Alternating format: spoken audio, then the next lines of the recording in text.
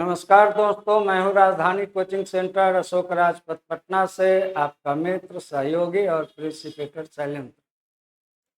आज बात करेंगे सिविल कोड कलर की जो मॉक परीक्षा आप यहां दे रहे हैं, मॉक टेस्ट। ये 21वां जो टेस्ट आपने दिया है उसका जो हिंदी का जो प्रश्न है उस पर हम लोग विमर्श करने वाले हैं। एक बार आप देख लीजिए। ये लिखा हुआ है कि निम्नलिखित में से किसी एक विषय पर लगभग 150 शब्दों में निबंध लिखिए। अब आप देखिए, हर जगह प्रश्नवाचक चिन्ह नहीं दीजिएगा, ये पूर्ण विराम। सोशल मीडिया अभिशाप या वरदान।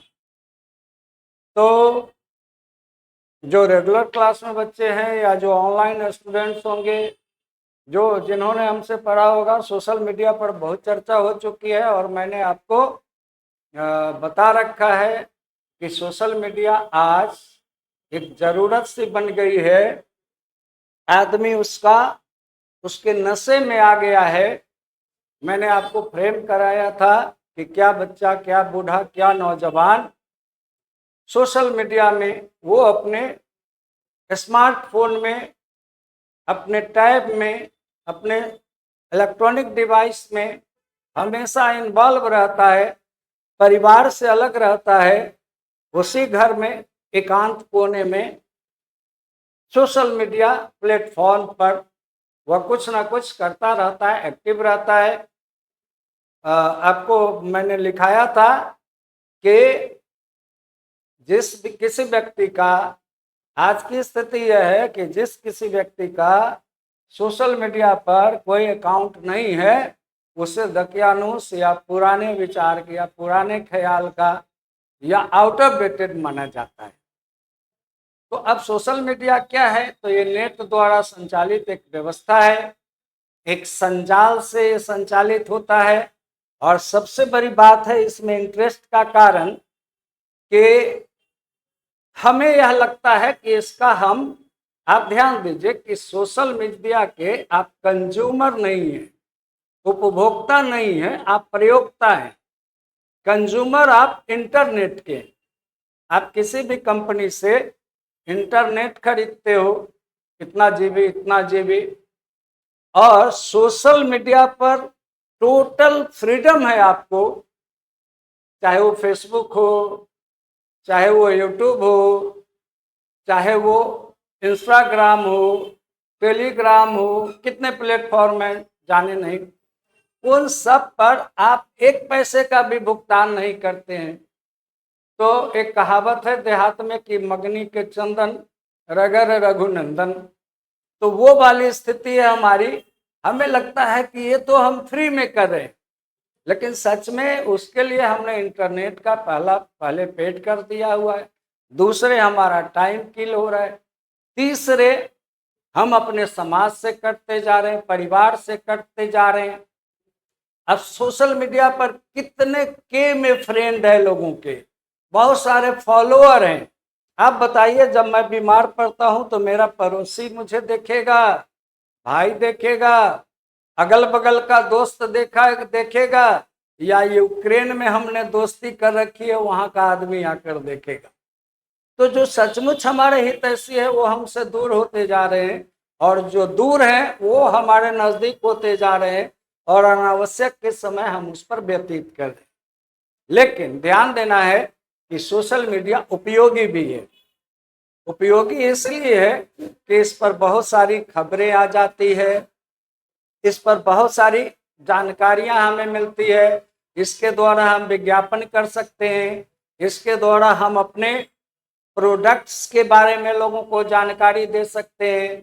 एक जो सबसे बड़ी बात है वह यह है कि सोशल मीडिया वह प्लेटफॉर्म है जिसने एकदम गुमनाम प्रतिभाओं को बहुत ऊंचाई पर रखकर खड़ा कर दिया। दूर दराज के गांवों से जिन्हें कोई जानने वाले नहीं थे, वैसे टैलेंटेड लोगों को सोशल मीडिया ने एक ऐसा प्लेटफॉर्म दिया कि दुनिया उसे जानती है।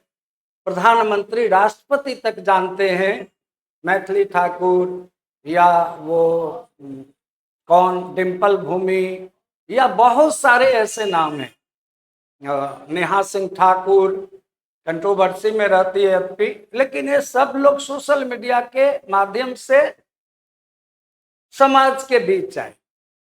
एक पक्ष इसका यह है कि सोशल मीडिया का अगर रचनात्मक क्रिएटिव उपयोग किया जाए तो हम इससे बहुत लाभान्वित हो सकते हैं और देश दुनिया की खबरों से परिचित हो सकते हैं और देश दुनिया को अपनी कला से प्रभावित कर सकते हैं।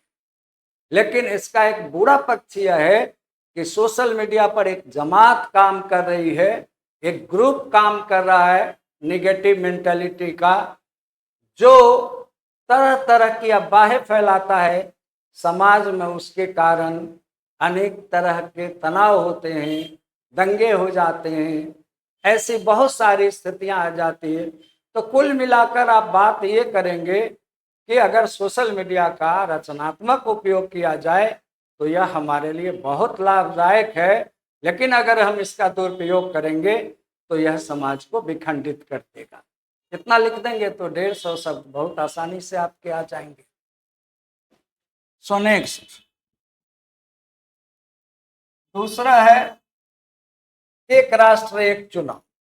एक राष्ट्र एक चुनाव पर भी बात हो चुकी है कि एक राष्ट्र एक चुनाव शुरू में जब हमारा देश आजाद हुआ तो मतलब किसी भी लोकतंत्र वाली प्रणाली में चुनाव महापर्व कहा जाता है। अपने देश में चुनाव को महापर्व कहा गया इन दिनों, इस जनता का महापर्व है। तो चुनाव में भागीदारी जरूरी होती है, चुनाव लोकतंत्र का एक अहम हिस्सा है। अब सवाल है कि जब देश आजाद हुआ तो पहला जो चुनाव भारतवर्ष में हुआ वह एक साथ ही हुआ, उसके बाद के भी चुनाव एक साथ हुए, लेकिन मे बी 65 के आसपास ऐसा हुआ कि 1965 के आसपास ऐसा हुआ कि राज्य की सरकारें 5 साल का कार्यकाल पूरा नहीं कर सकी, जिसके कारण फिर से चुनाव कराना पड़ा। फिर स्थिति ऐसी बनती गई कि क्षेत्रीय दलों का विकास होता गया, तो मुंडे मुंडे मतिर भिन्ना कहते हैं। तो धीरे धीरे संगठन से एक होकर बहुमत तो ले लेते हैं, फिर आपस में सत्ता की कुर्सी की लड़ाई होने लगती है, सरकारें गिरने लगती है। तो सरकारें बार बार जब गिरने लगी, यहाँ तक कि केंद्र की सरकार भी नहीं चल सकी कई बार, कुछ दिनों का हमारा संसद रहा, तो वैसी स्थिति में अपने आप ये विकसित होता चला गया, संविधान में संशोधन किया गया कि राष्ट्र में अलग अलग चुनाव कराए जाएंगे अलग अलग क्षेत्रों में। अब जो है एक राष्ट्र एक चुनाव की जो प्रस्तावना आई है उसको मूल रूप से समझ लेना चाहिए कि एक राष्ट्र एक चुनाव की मुख्य बात यह है कि पूरे देश में, जैसे सपोज पटना में लोकसभा क्षेत्र का चुनाव कल होगा तो विधानसभा का भी चुनाव कल ही होगा, लेकिन ऐसा नहीं है कि पूरे देश में चुनाव कल ही होगा। एक राष्ट्र एक चुनाव में ये बात आई है कि चुनाव के चरण कई हो सकते हैं, लेकिन मतदाता जब मतदान केंद्र पर जाएगा तो एमपी और एमएलए एक साथ चुनेगा। दूसरे शब्दों में लोकसभा और विधानसभा के चुनाव एक साथ होंगे। अन्य शब्दों में कि केंद्र और राज्य की सरकारों के लिए चुनाव एक साथ होगा। अब एक साथ चुनाव कराने के अनेक फायदे हैं, जैसे कि हमारे सुरक्षा बलों को जब बार बार चुनाव होते हैं तो एक जगह से दूसरी जगह ले जाया जाता है। हमारे शिक्षक लोग, प्रोफेसर्स, वो जो बीडीओ, सीईओ और निचले स्तर के कर्मचारी वो चुनाव में अलग अलग तरह की भूमिका निभाते हैं, तो वो सब चुनाव में इन्वॉल्व हो जाते हैं, सारे के सारे चुनाव में लग जाते हैं। तो वैसी स्थिति में उनके क्षेत्र से संबंधित जो काम है सारा का सारा रुका रह जाता है। उदाहरण के लिए आपको एक जाति प्रमाण पत्र बनाना है, एक आय प्रमाण पत्र बनाना है और सर्किल लेवल से सीईओ से अंचलाधिकारी से बनाना है और अंचलाधिकारी कहीं मजिस्ट्रेट के रूप में उनकी पोस्टिंग हुई है चुनाव के दरमियान, तो आपका जो आय प्रमाण पत्र है उस पर साइन कौन करेगा? तो विकास की सारी योजनाएं रुक जाती है। आचार संहिता लागू हो जाने से सरकार कोई नई योजना घोषित नहीं कर सकती है, कोई नई वैकेंसी नहीं निकाल सकती है। तो ये सब इसके दुष्परिणाम है बार बार चुनाव होने के। अगर एक राष्ट्र एक चुनाव की नीति अपनाई जाती है तो ऐसी स्थिति में संसाधन का लाभ होगा, संसाधन का दोहन नहीं होगा, मतदाताओं को सुविधा होगी, चुनाव आयोग को सुविधा होगी। ये बहुत सारे पक्ष हैं, लेकिन इसमें चरणबद्ध चुनाव का होना जरूरी है।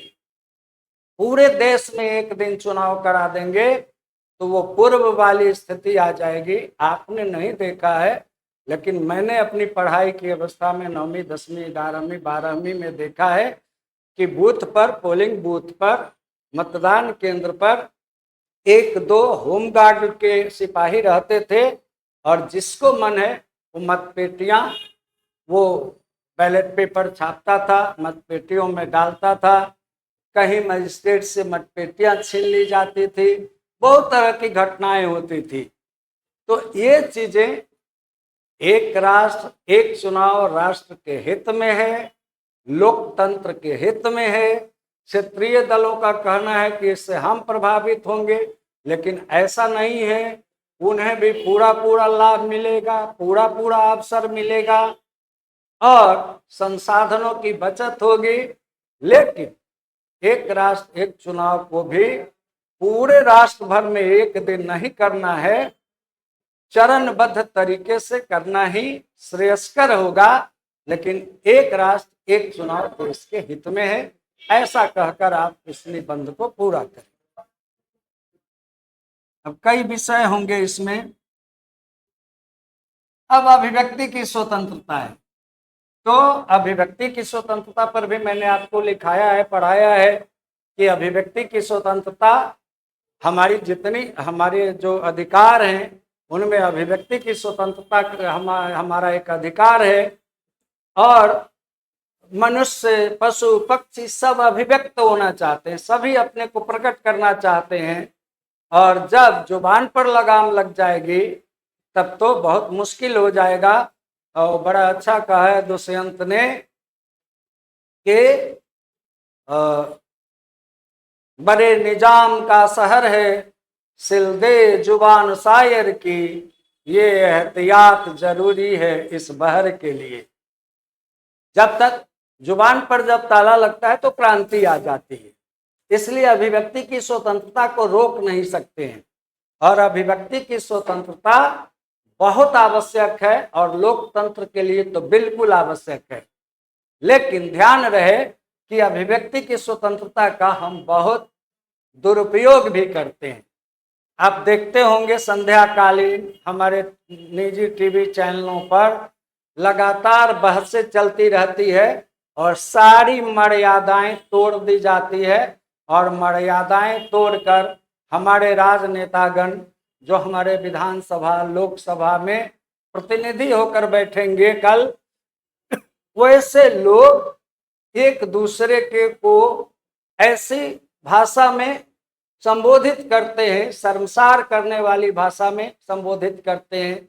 हमारे माननीय उच्च न्यायालय पर, दूसरे न्यायालयों पर ऐसी टिप्पणी कर दी जाती है जो बहुत ही असंसदीय और आश्चर्यजनक होता है।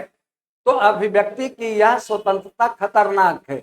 इसीलिए दुनिया के बहुत देशों ने अभिव्यक्ति की स्वतंत्रता पर लगाम लगा रखी है।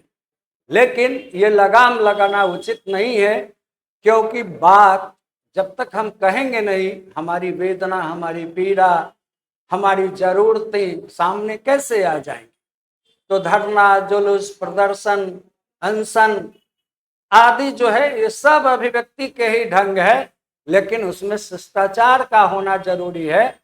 हमें अभिव्यक्त होने देना चाहिए। निर्नदो चाहे टहनी का आश्रय छिन भिन कर डालो, लेकिन पंख दिए हैं तो आकुल उड़ान में विघ्न न डालो, श्री मंगल सिंह सुमन जी ने कहा था। तो जब चिड़िया भी स्वतंत्रता चाहती है, हमारे पालतू पशु भी स्वतंत्रता चाहते हैं, रस्सी में बंधे नहीं रहना चाहते, तो हम अपनी स्वतंत्रता क्यों नहीं चाहेंगे। हर किसी को अधिकार है लोकतंत्र में बोलने का, लेकिन शिष्टाचार खोने का अधिकार किसी को नहीं है। समाज की मर्यादा के खिलाफ जाने का अधिकार किसी को नहीं है। ये बातें जब आप बोलेंगे, इतनी बातें कह लेंगे, तो आपका ये निबंध पूरा हो जाए।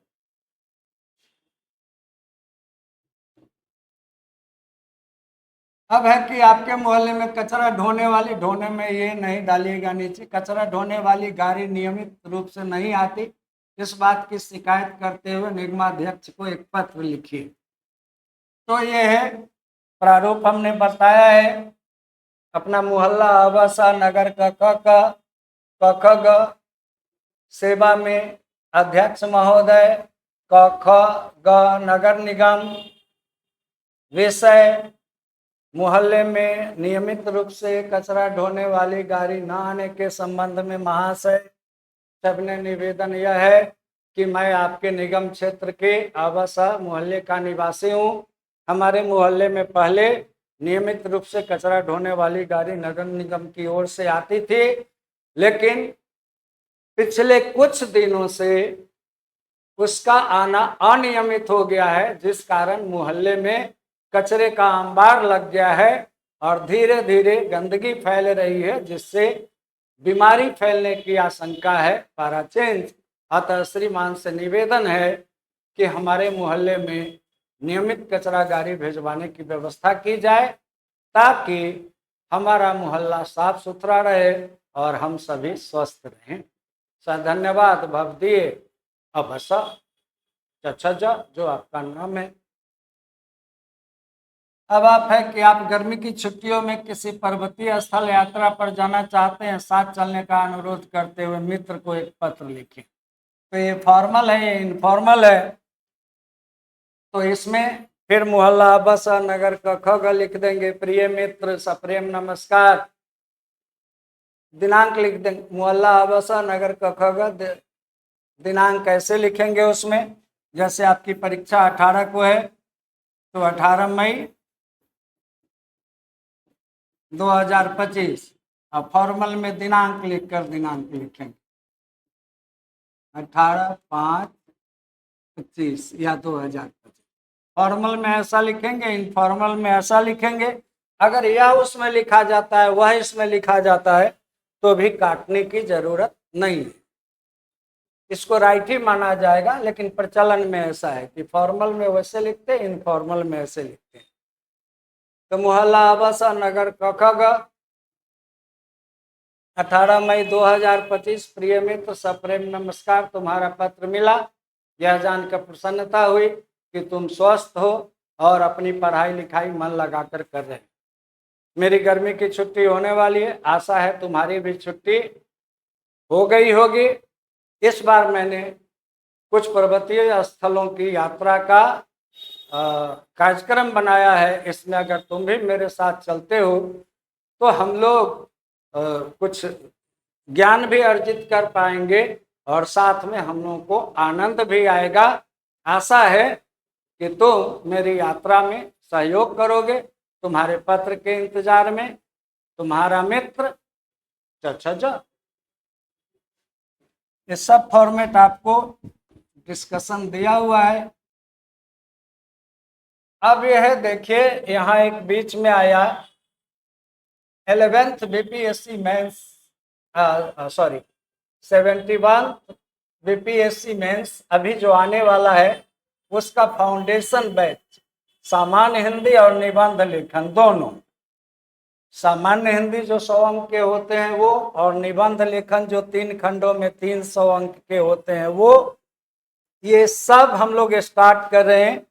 यहाँ डेट लिखा हुआ है 24 मई से। तो जिन छात्रों को ये फाउंडेशन बैच में नामांकन कराना है तो आप आकर पढ़ सकते हैं। और जिन पिछले बैच के 17वीं बीपीएससी मेंस में जिन बच्चों को जो यहाँ लिखाया पढ़ाया गया था और जनरल हिंदी का और निबंध के जो नोट्स दिए गए थे और उनको जो अभ्यास कराया गया था हूबहू उनके निबंध आए हैं। यहाँ से पढ़ने वाले बच्चों से आप पूछ सकते हैं। तो अगर आपको इस तरह की तैयारी कोई करनी हो या आपके कोई मित्र हो, कोई भाई सहयोगी हो जिनका आप हित चाहते हो, तो ये पक्का है कि राजधानी कोचिंग सेंटर में क्वालिटी की पढ़ाई आपको मिल जाएगी और मैं आपके साथ हूँ, तो आपको चिंता करने की ज़रूरत नहीं होगी। तो यह एक जानकारी थी। मेरा नाम यहाँ लिखा हुआ है, मैं ही पढ़ाऊँगा हिंदी, निबंध और सामान्य हिंदी। अब एक गद्यांश जो है इसको पढ़कर और गद्यांश से ही उत्तर निकालते हैं, भाषा केवल अपनी कर लेते हैं और छोटे छोटे उत्तर देते हैं। अब इसको पूरा पढ़ना होगा तब मैं इसके उत्तर बता सकूंगा। तो ये आप जानते हैं, आपने इससे पहले जो परीक्षा दी है उसमें भी ये पूछा गया था, तो भली भांति आप परिचित हैं।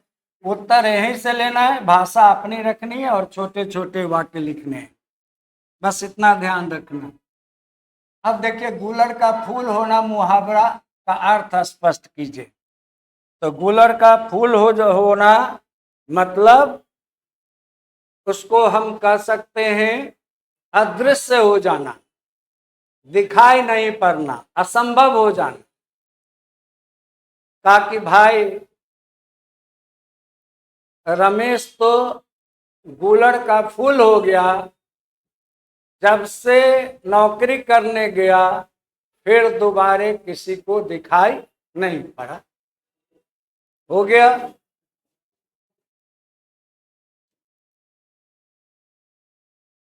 इसको शुद्ध करना है। तो बाघ बकरी एक घाट पानी पीती है नहीं, पीते हैं होगा। रीजन क्या है पीते हैं का? तो यहाँ हाइफन दे दिया गया है, ये और सेंस दे रहा है। बाघ और बकरी तो अलग अलग लिंगों के जब दो कर्ता और से जुड़े हों तो क्रिया बहुवचन पुल्लिंग में हो जाती है। इसलिए सही होगा बाघ और बकरी या बाघ बकरी एक घाट पानी पीते हैं। नेक्स्ट, जिसका निवारण नहीं किया जाए उसके लिए शब्द होगा अनिवार्य।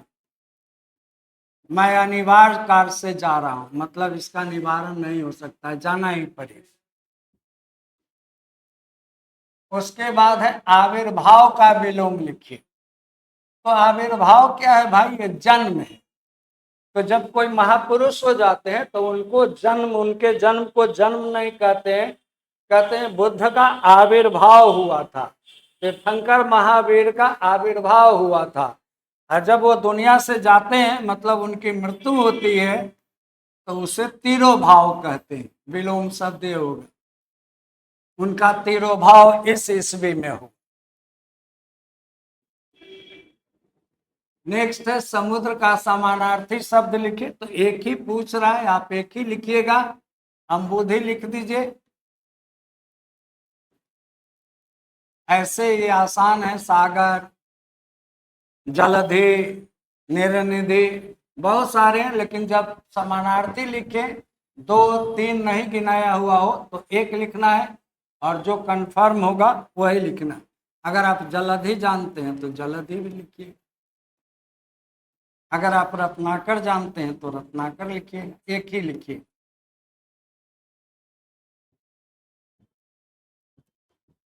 हो गया आपका? Thank you.